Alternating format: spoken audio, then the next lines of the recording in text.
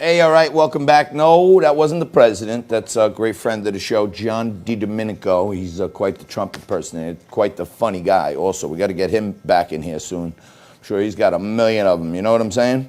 The market is taking a million lumps today, down still about 1,300. Really taking it on the chin. I'll get into that a little more in hour two. But joining us right now, along with Frankie, is Michael Brody-Waite. He's an author and leadership coach. And we're going to be talking about his new book on why great leaders like JT are drug addicts. I can't believe you titled the book with me in it. That's fantastic. Wrote it just for you, JT. So I can understand it personally because I've had successes tremendous and successes and failures tremendous. So you always want to get more. Is that the same like dopamine effect on the brain for leaders like drugs? Yeah, actually, so when I wrote the book, the title is a double entendre. What I mean is we think of great leaders as people that obsessively control how people perceive them in an attempt to appear great, but they act just like drug addicts in active addiction, doing the same thing, obsessively controlling perception. And I think that the next generation of great leaders will be authentic, just like addicts in recovery. So, when you talk about authenticity, what is authenticity? Because, when you take the alpha male in chief, President Trump, he gets a lot of criticism for being dishonest. And yet, when you listen to his supporters describe him, even if they don't agree with him on the issues, they end up describing the fact that they feel like he's saying what he really feels, that he is authentic. What do we mean by authenticity? So authenticity is the willingness not to obscure the truth, regardless of what that truth means for you. And so right now, what we are facing, ironically, in a world where we are having this debate about physical masks, our leaders are addicted to wearing figurative masks. They're obsessed with hiding truths that make them look vulnerable. And right now, we're seeing examples of that where we actually are supposed to wear a physical mask that can increase our odds of being healthy. And we see leaders not wearing them because they think it makes them look weak or vulnerable, and that's not real leadership. That's actually following your followers. Real leadership is leading yourself despite the risk of being perceived as weak. So I'm assuming that vague references to leaders, you're not a big supporter of the president.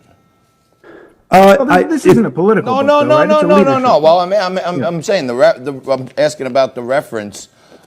Because I don't, we have doctors on here and we have Anthony Fauci and others who say that masks don't really do anything. So if a leader chooses to not wear a mask, I don't know how, masculine egoism comes into that. So to me, it's a symbol of leaders being scared of being perceived as weak, and it leads to a tremendous amount of excess waste when it comes to leadership in general. So it's not the president specifically. He's a great example of this, but all leaders are addicted to the mask. Like, I'm here to call out all leaders as hiding their weaknesses, and that's not leading themselves. And that leads to all of us at work and in our lives wasting tremendous time trying to manage how people perceive us when we think they're going to see us as weak, instead of actually just leading ourselves, which makes us far more efficient and more effective. Michael, and it's a terrific book, and I do hope people will pick it up. I've been browsing through it. Why is vulnerable leadership resonating right now? Historically, when we think of masculinity, we think of the strong, silent type, a Gary Cooper, a Harrison Ford, a guy that's tough, a guy that doesn't wear his emotions on his sleeve.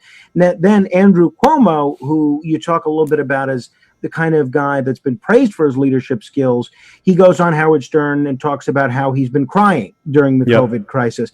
It's difficult for me to imagine Theodore Roosevelt or George Washington going on the radio shows or whatever the equivalent of radio shows of their era were and saying the same thing. How has what we venerate in leadership changed over the years? So here's the biggest inflection point most people don't notice or know about. We have had a manufacturing economy where our leaders in the corporations are the same as the ones on the battlefield, leading from the front, taking charge, not showing any fear. But 25 years ago, the world fundamentally changed. In 1997, social media became a real thing and mobile phones started to become popular. And now what you have is a world where everybody's connected to everyone and not really connected to anyone. And so our next generation of employees and customers and consumers are craving authentic connection, especially now we're all isolated, and they're not getting it.